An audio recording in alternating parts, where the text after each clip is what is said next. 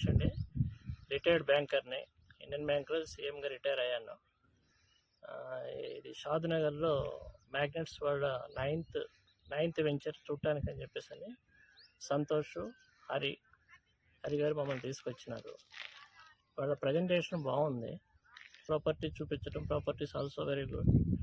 ఎప్పుడైనా భవిష్యత్తులో భూముల రేట్లు పెరిగేవి కానీ తగ్గేవి కాదు.